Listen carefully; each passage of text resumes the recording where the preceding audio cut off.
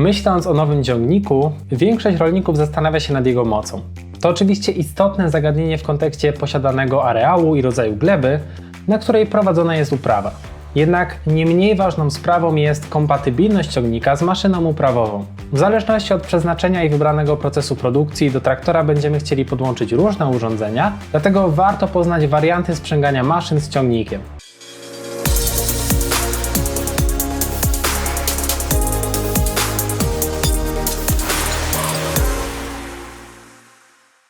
TUZ, czyli trzypunktowy układ zawieszenia, ze względu na to, że maszyny zawieszane nie mają własnych kół, cały ich ciężar przejmuje traktor i wymagają sprzęgania za pośrednictwem tuza. Składa się on z dwóch cięgieł dolnych i łącznika górnego. Nowoczesne tuzy wyposażone są w końcówki hakowe, które łączą się ze specjalnymi przegubami kulowymi osadzanymi na stworzniach maszyny. Dzięki temu proces sprzęgania staje się szybszy, łatwiejszy i bezpieczniejszy. Główną zaletą tuza jest duża stateczność.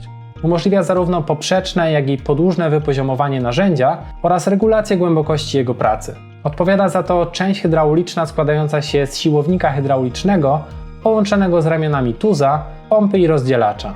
Dzisiejsze tuzy są wyposażone w elektroniczne systemy, które pozwalają regulować położenie maszyny panelem z przyciskami, a nie dźwigniami na rozdzielaczu. Panel znajduje się w kabinie i ewentualnie na zewnątrz, np. na tylnej części błotnika.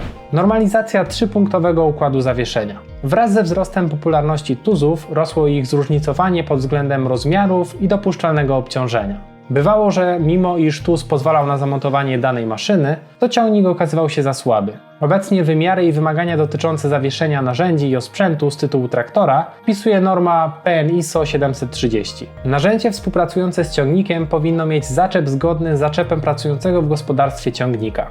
Opisane są 4 kategorie charakteryzujące tylny podnośnik ciągnika w zależności od jego mocy. Zaczepy kategorii pierwszej instalowane są w ciągnikach o mocy do 48 koni mechanicznych, kategorii drugiej o mocy do 120 koni mechanicznych, kategorii trzeciej o mocy do 240 koni mechanicznych, zaś czwartej do 450 koni mechanicznych. Inne warianty sprzęgania maszyn półzawieszanych. Maszyny półzawieszane i przyczepiane mają własny układ jezdny, więc siły pionowe wynikające z ich ciężaru tylko w pewnym stopniu są przenoszone na ciągnik. Urządzenia półzawieszane można agregować za pomocą dolnych cięgieł tuza, ale maszyn przyczepianych już nie. Z tego powodu zarówno jedne, jak i drugie montuje się za pomocą różnego rodzaju zaczepu. Możemy wyróżnić kilka rodzajów, a najpopularniejsze to ucho dyszla i zaczep kulowy, które najczęściej w maszynach uprawowych Rolmako montowane są jako opcja.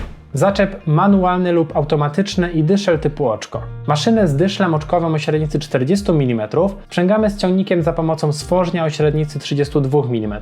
To najprostszy i najtańszy system zaczepowy. Niestety również najmniej wygodny. Występują w nim duże luzy ze względu na potrzebny wychył podczas wjeżdżania na przeszkodę lub wzniesienie. Pojawia się przez to charakterystyczne szarpanie, co wpływa na szybsze zużywanie zaczepu. Dużo mniej luzów mają zaczepy automatyczne dzięki zastosowaniu stworznia o średnicy 38 mm.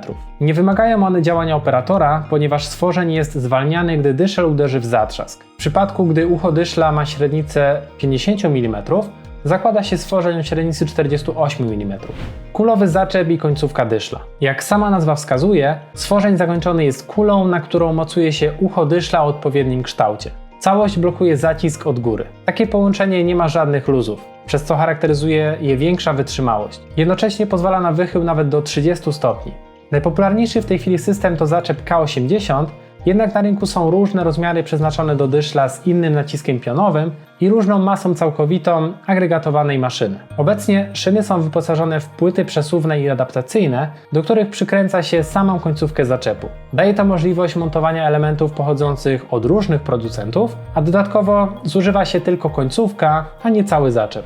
Zasada statyczności agregatu, czyli dociążenie przedniej osi ciągnika. Sprzęgnięcie kilkutonowej maszyny rolniczej z traktorem powoduje, że przednie koła tracą przyczepność do podłoża. Zmniejsza to siłę uciągu, ale przede wszystkim sprawia, że ciągnik inaczej hamuje i źle się prowadzi. Z tego powodu należy dociążyć przód, zakładając dodatkowy balast lub maszynę montowaną z przodu. Rolmako oferuje całą gamę maszyn uprawowych agregowanych na frontowym podnośniku ciągnika. Jednym z najlepszych sposobów dociążenia przedniej osi jest przedni tuz. W przeciwieństwie do fabrycznych balastów daje możliwość szybkiego montażu i demontażu obciążenia oraz dostosowanie jego masy do zawieszonej maszyny z tyłu. Dodatkowo należy pamiętać, że przedni TUZ przede wszystkim zwiększa wydajność pracy, gdyż pozwala rozbudować zestaw uprawowy i zmniejszyć liczbę przejazdów po polu. Na koniec warto dodać, że nie tylko tylny TUZ został znormalizowany. Wszystkie elementy służące do sprzęgania maszyn z ciągnikiem mają swoje parametry i normy. Na przykład przedni TUZ opisuje norma DIN ISO 87592. Z tego powodu, jeżeli planowane są dodatkowe zakupy lub wymiana wysłużonego sprzętu, warto zastanowić się nie tylko nad rodzajem wykonywanych prac, ale również poznać sposoby agregowania maszyn rolniczych i kierować się normami ISO określonymi w instrukcjach.